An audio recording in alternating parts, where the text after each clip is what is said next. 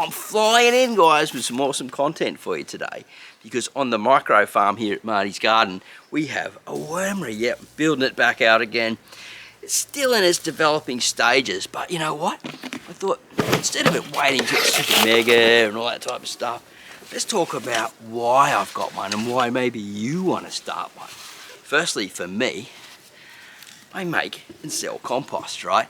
And worms just make compost gold. That's basically my solid opinion, one of the best fertilizers on the planet. And the reason being because I don't think there's any other fertilizer that I know of that doesn't burn in large volumes seedlings and delicate plants, and has no smell and contains lots of biology and is a slow release fertilizer over 6 months, and it holds a lot of moisture and expands and contracts. There's just so many reasons to put it into compost and to create beautiful living soils. Now, that's one of the reasons why I have it. But for you, it could be you just want to compost more stuff, you want to recycle more, you want to actually have control of your food and what's going into your food, so you know what you're fertilizing your plants and garden with. You know, it could just be a variety of reasons, but you got to think about why it's for you, and then you decide what type of wormery you want to build out.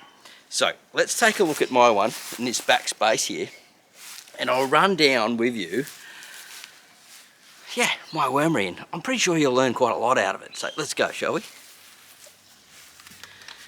These are all my breeder bins down here for scaling up, and I started off with this first one here as my major breeder. Now I've pulled out probably around about 3,000 worms in here in the last month to build up populations in other places in the wormery, and this will always remain my main breeder box. Well, I don't know, it's hard to say always, but for now, for quite some time, this is the one that helps expand out all the farms until eventually they're all working as good. I've got 2 or 3 maybe working as good as this one, and I do pull out of those as well to expand out the systems. But it's a good idea to have and start with one solid worm farm, get really good at worm farming, and then as they breed out and populating, they're filling up the farm, they get too many worms in here, they stop breeding, and then you need to start expanding out into other farms. And so as you're doing that, you then need to add other levels to your farms as well. But there's more of that if you go into the Worm Wranglers members area, and I'll leave a link down below for that, and that you'll learn everything you need to know about establishing awesome worm farms and get up and running quick. So I'm not going to give a full tutorial about worm farming in this. There's lots of videos on my channel, and also the fastest way to learn is in those links, and just become a worm wrangler. Alright, let's move down and we'll just scan through the other farms, and we're going to take you to the big bad boy. Yep, that's a ripper, that one. So why have one of these larger systems? Well, eventually, when you're getting a lot of worms, you want to be able to offset into these big ones and allow them to sit for around about 3 months and harvest something really, really pure, something better than you'll get out of the small tiered farms. Now, the reason I'm saying that is because the worms in here can actually get bigger than what they can in the tiered farms, and actually the earthworms from under the ground can come up and move through the system as well. The bacteria that's naturally in the ground gets into these systems, and also the fungi and the living web can move into it as well. So you end up with a more natural, well, I would say overall a better quality compost. And your night crawlers, such as your Africans and Euros, depending on what type you've got. If you're lucky like me and you've got both and you live in the subtropics, awesome, because the Africans do really great in the summer and the Europeans just absolutely kill it in the wintertime. The Euros are just going mental in here at the moment, and they grow twice as big as what they will in a tiered farm. So it means they're eating twice as much, right?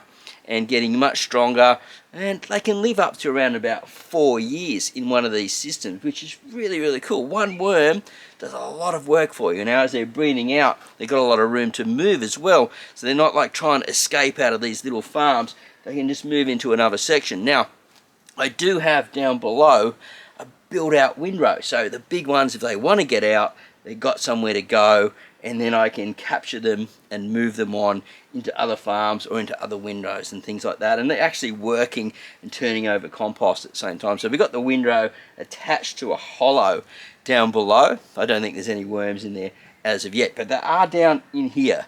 You can see them down below in this section. Maybe I'll have a look and see if we can see any. Let's get in here. If it's wet enough, there'll be some here.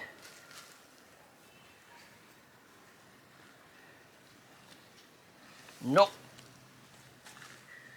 It's not wet enough, but you can see the material, how good that is. Just after 6 weeks, it's black, it's dark, it's really rich. And man, in about another month, this stuff, it's going to be so good. So that means I've got to wet it down more. It's moist in there, but not enough for the big boys to move down in there. It's just a little bit dry. Anyway, let's cover that back up again.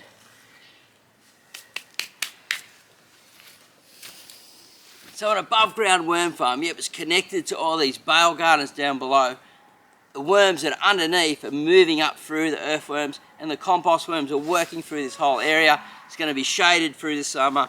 So if you want to build out another type of system into your wormery that's working for you, and you've got spare worms and you can harvest from compost, this is a really good idea. So I'm going to leave a video link up above here and down below in the description. Check it out, the video, it's connected. You'll really like that.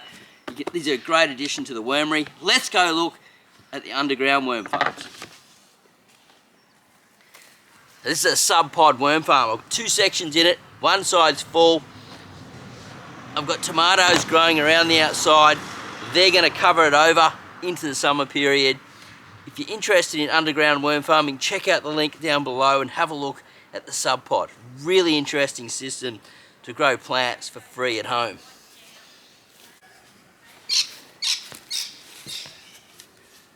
So as I expand out the wormery, these above ground worm farms that will have plants growing over them through the summer are a part of my composting system. There's about 100 compost worms in here. I need to put about another 2,000 in here over the next month. I just ran a trial to see if they'd survive. They did survive, and now I'm going to expand out this whole micro farm with more of these windrows and bale areas like this to scale up. I'm just a bit worried about the dry season coming. It's going to be pretty dry up until summer. So that's a problem I'm going to have to deal with. So before you go, I just want to recap on what we just spoke about, because I want to make sure I didn't miss anything. Now, what I recommend is you start off with one worm farm. Learn how to do it really well. Become a worm expert for that one worm farm. And once they start expanding out, get your next one. When they start expanding out, get another, until eventually you've got more than you need, and then you can do something else with them around the garden. And if you want to scale out into a business, then you've already learnt how to worm farm.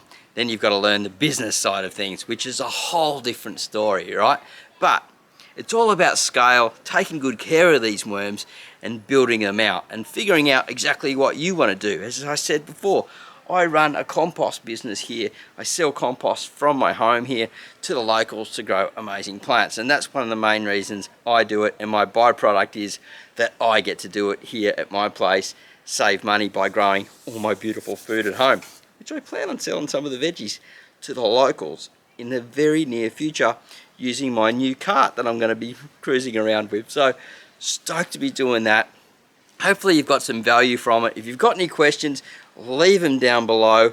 There's so much to this, I could probably be standing there for an hour. No one's going to watch an hour video, but it's just a breakdown on why you should have one and some how-tos to get started. All right, have a great, happy day. Oh, I'm going to get tongue-tied again now. I'm saying God bless at the end because I really want God to bless you. All right, have a great day. God bless, and we'll see you at the next video real soon. Bye for now.